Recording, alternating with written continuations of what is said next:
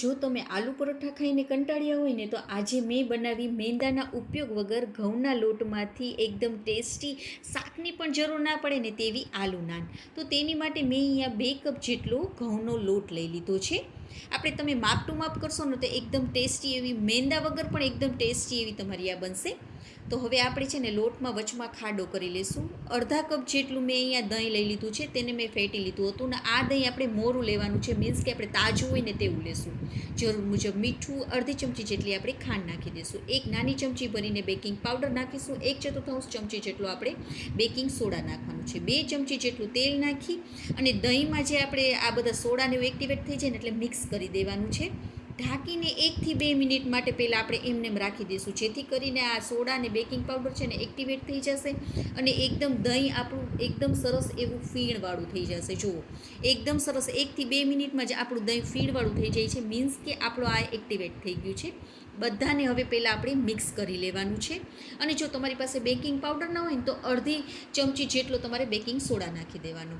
હવે મેં અહીંયા થોડું થોડું પાણી નાખતા જવાનું છે ને એકદમ એવો ઢીલો લોટ બાંધવાનો છે. તો મારે અહીંયા અડધા કપ જેટલું પાણી અને ઉપર 2 મોટી ચમચી ભરીને પાણી જોઈ ગયું છે, મીન્સ કે અડધા કપ પ્લસ 2 મોટી ચમચી ભરીને પાણી આપણે જોઈ જશે. એકદમ એવો ઢીલો કરવાનો છે આપણે આ લોટને.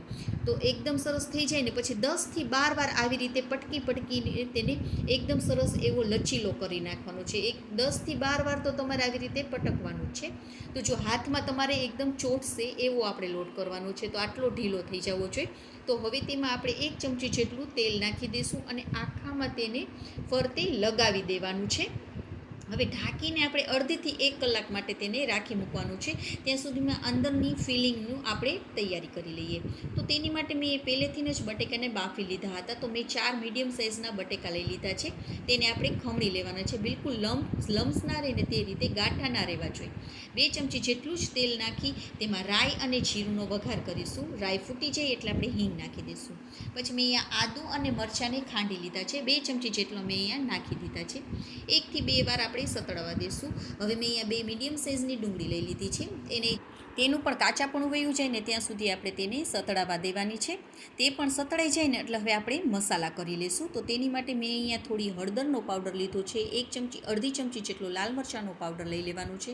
1 ચમચી જેટલો ધાણા જીરુંનો પાવડર, અડધી ચમચી જેટલો મેં અહીંયા ચાટ મસાલો લીધો છે. અડધી ચમચી આપણે ગરમ મસાલો નાખી દેવાનો છે. હવે આપણે આ મસાલા બળે નહીં એટલે થોડું પાણી પણ એડ કરી દઈશું અને હવે 1 થી 2 મિનિટ માટે આ મસાલાને પણ આપણે એકદમ સરસ એવા સાતળી લેવાના છે. આવી રીતે મસાલો કરશો ને તો એકદમ સરસ ટેસ્ટ આવશે. ઘણા લોકો કાચો જ મસાલો રાખતા હોય છે, પણ મેં અહીંયા તેને વઘાર કરી લીધો છે. હવે આપણે જે બટેકાને ખમણી લીધા હતા ને તે નાખી દઈશું. હવે આ બટેકાને પણ આપણે ગેસની ફ્લેમને શરૂ જ રાખવાની છે, પણ એકદમ ધીમી કરી નાખશું અને બટેકાને એકદમ સરસ એવા જો તમારે થોડા લમ્સ રહી ગયા હોય ને તો આમાં આવી રીતે ચમચા વડે તેને મેશ કરતું જવાનું અને બધાને મસાલા સાથે મિક્સ કરી દઈશું. આવી રીતે એકદમ સરસ એવું આપણે તેને મિક્સ કરી લેવાનું છે. હવે હું અહીંયા મીઠું નાખતા ભૂલી ગઈ હતી, તો મેં ચાખ્યું ત્યારે ખબર પડી, તો મેં અહીંયા જરૂર મુજબ મીઠું નાખી દીધું છે અને અડધા લીંબુનો રસ એડ કરી દીધો છે. હવે તેને પણ આપણે મિક્સ કરી દેવાનું છે. એકદમ સરસ એવો આ મસાલો લાગે છે. તમે પણ એકવાર આવી રીતે જરૂરથી કરજો અને જો તમારે કાચો મસાલો રાખવો હોય તો પણ તમે રાખી શકો છો, પણ આવી રીતે તમે પાકો કરી લેશો ને મસાલો તો એકદમ સરસ એવો ટેસ્ટ તેનો આવશે. તો એકદમ સરસ એવો આપણો મસાલો પણ તૈયાર થઈ ગયો છે. તો તેને પણ આપણે હવે થોડીવાર માટે પંખા નીચે એકદમ એવો ઠરવા માટે મૂકી દેવાનો છે. તો મસાલો આપણો ઠરી ગયો છે અને આપણો લોટ પણ એકદમ સરસ એવો વેલ સેટ થઈ ગયો છે. જુઓ, એકદમ સરસ એવું થઈ ગયું છે. તમે આવી રીતે જરૂરથી ટ્રાય કરજો. બારે મેંદાના લોટના મળતા હોય છે, તમે જો પણ આવી રીતે ઘરે જ ઘઉંના લોટનો બનાવી દેશો ને તો બાળકો તો બહુ જ ખુશ થઈ જશે.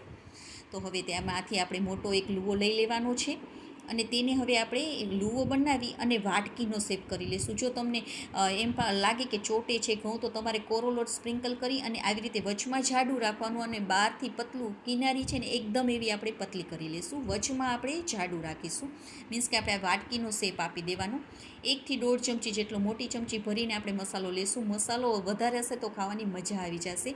અને એકદમ લોટ આપણો ઢીલો છે ને તો મસાલો અંદર એકદમ સરસ એવો બિલકુલ પણ તમારે બહાર પણ નહીં નીકળે. જો આ એકદમ લોટ ઢીલો છે ને તો તમારી કિનારી એકદમ એવી ખેંચાશે પણ તો પણ એકદમ તૂટશે નહીં. તો આવી રીતે આપણે તેમાં અંદર મસાલો કરી લેવાનો છે અને તેને આવી રીતે સીલ કરી લેવાનું છે. બિલકુલ પણ લોટ તમે ઢીલો રાખશો ને તો બિલકુલ પણ તમારો મસાલો બહાર નહીં આવે અને વણવામાં પણ એકદમ સરળતા રહેશે. રહેશે.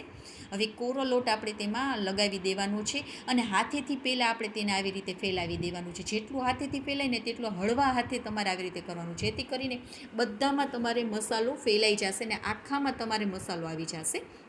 હવે થોડું આપણે પહેલાં વણી લેવાનું છે આવી રીતે, અને આપણે એને લંબગોળ શેપ આપીશું. જો તમારે ગોળ શેપ આપવો હોય તો પણ તમે આપી શકો છો. હવે મેં અહીંયા કાળા તલ અને કોથમીર નાખેલી છે. આની જગ્યાએ તમારે જો કલોંજી કે સફેદ તલ નાખવા હોય ને તો પણ તમે નાખી શકો. ઉપરથી પણ એકદમ સરસ એવું લાગશે.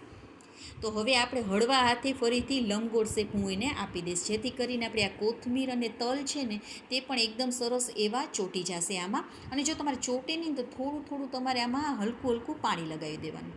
તો જો એકદમ સરસ એવું થઈ ગયું છે, તો હવે આપણે પાછળની સાઈડ આપણે એકદમ એવું પાણી લગાવી દેવાનું છે. આવી રીતે આખામાં આપણે સરખી રીતે પાણી લગાવવાનું, જેથી કરીને આપણે લોઢીમાં એકદમ સરસ એવું તમારે ચોંટી જશે.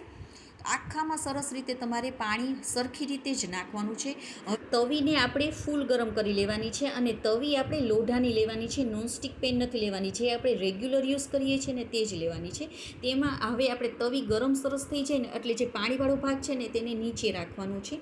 15થી 20 સેકન્ડમાં જ એકદમ સરસ એવું આપણું નીચેથી ચડવા માંડશે અને ચોંટી જશે. એટલે હવે આપણે તવીને છે ને ઊંધી કરી ફૂલ ફ્લેમ ઉપર જ આવી રીતે તેને રાખવાની, અને ફરતે ફરતે આવી રીતે લોઢીને કરતું જવાનું, જેથી કરીને એકદમ સરસ એવી તમારી આ ચડી પણ જશે ને એકદમ એવી ફૂલેલી બનીને તૈયાર થઈ જશે. થઈ જાય ને એટલે તેમાં આપણે ઘી અથવા મેલ્ટેડ બટરને લગાવી દેવાનું. એકદમ ટેસ્ટી લાગે છે, તળવાની પણ જરૂર નહીં પડે. એટલે એકદમ, અને મેંદાનો ઉપયોગ નથી તો એકદમ સરસ એવી હેલ્ધી આપણી આ નાન બનીને તૈયાર થઈ જાય છે. જો પાછળથી પણ એકદમ સરસ એવો તેનો કલર આવી ગયો છે.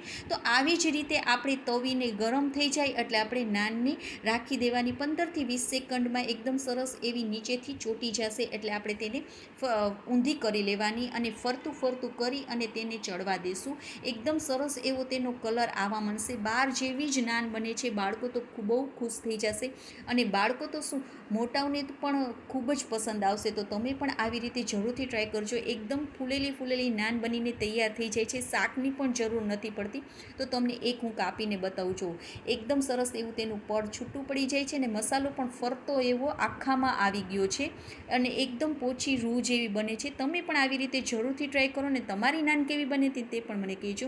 એક વાતનું ખાસ ધ્યાન રાખજો કે નોનસ્ટિક પેનમાં તમે બિલકુલ પણ ના ચડવા નાનને કરતા, નકર તમારી આ નાન છે ને આ તમે ઊંધી કરશો ને તો ઉખડી જશે. માટે તમારે રેગ્યુલર જે તમે લોઢાની તવી વાપરો છો ને તે જ વાપરવાની. તો મેં તેને દહીં સાથે અને ડુંગળીમાં મેં અહીંયા મીઠું, લાલ મરચાંનો પાવડર, થોડો એવો આપણો સંચળ પાવડર નાખી દીધો છે, અને થોડું લીંબુનો રસ નાખેલો છે, અને તેને મિક્સ કરેલું છે. એકદમ ટેસ્ટી એવી આ ડુંગળી પણ લાગે છે. તમે પણ એકવાર જરૂરથી ટ્રાય કરજો, અને રેસીપી ગમી હોય તો પ્લીઝ લાઇક, સબસ્ક્રાઈબ અને શેર કરવાનું ના ભૂલશો. અને ફેસબુક અને ઇન્સ્ટાગ્રામમાં જોતા હોય તો પ્લીઝ ફોલો પણ કરજો, અને તમારા ફેમિલી અને ફ્રેન્ડ્સને શેર પણ કરજો. ઓકે ફ્રેન્ડ્સ, બાય, જય માતાજી.